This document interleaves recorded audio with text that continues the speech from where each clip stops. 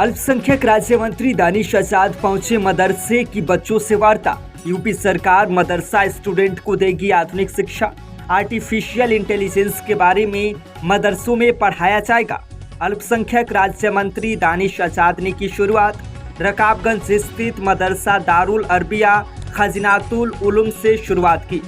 मदरसा छात्रों को artificial intelligence की बताई खूबियां। दानिश आजाद का कहना, सभी मदरसों के बच्चों को दी जाएगी आधुनिक शिक्षा। देखिए, इसमें बहुत सिंपल तरीका है, इसके बारे में आपको बताया गया है। और आर्टिफिशियल इंटेलिजेंस को समझने के लिए आप इसको पढ़िए। और आर्टिफिशियल इंटेलिजेंस को समझने के लिए आप इसको पढ़िए और सिंपल भाषा में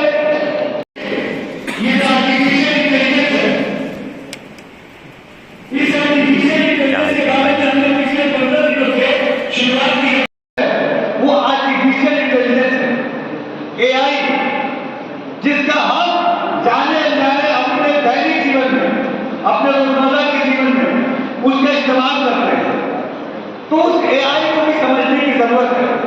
क्योंकि आने वाले समय में AI एक बहुत इंपॉर्टेंट फैक्टर हमारे समाज के लिए हो जाएगा। और हम अगर इंटरनेट को नहीं समझेंगे, कंप्यूटर को नहीं समझेंगे, AI को नहीं समझेंगे, तो निश्चित तौर पर हम समाज में पीछे रह जाएंगे।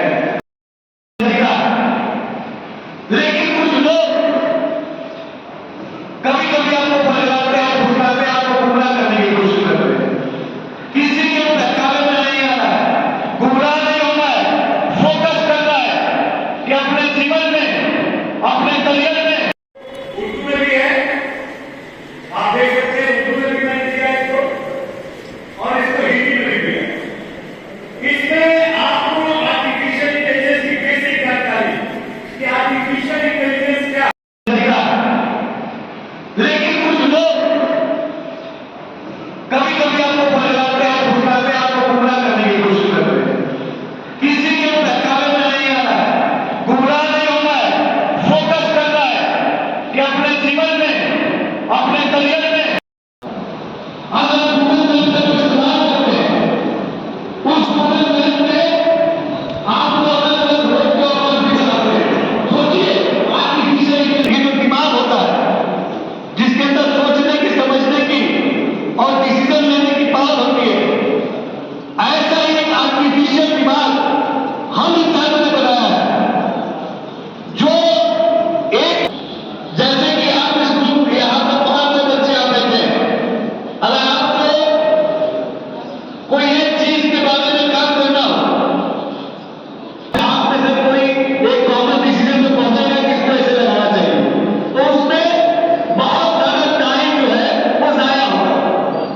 आर्टिफिशियल इंटेलिजेंस के बदले आप ये कैसे कर सकते हैं, आपको वो आर्टिफिशियल इंटेलिजेंस है, AI, जिसका हम जाने अनजाने अपने दैनिक जीवन में, अपने रोजमर्रा के जीवन में उसका इस्तेमाल करते हैं, तो उस AI को भी समझने की जरूरत है। क्योंकि आने वाले समय में AI एक बहुत इंपॉर्टेंट फैक्टर हमारे समाज के लिए हो जाएगा। और हम अगर इंटरनेट को नहीं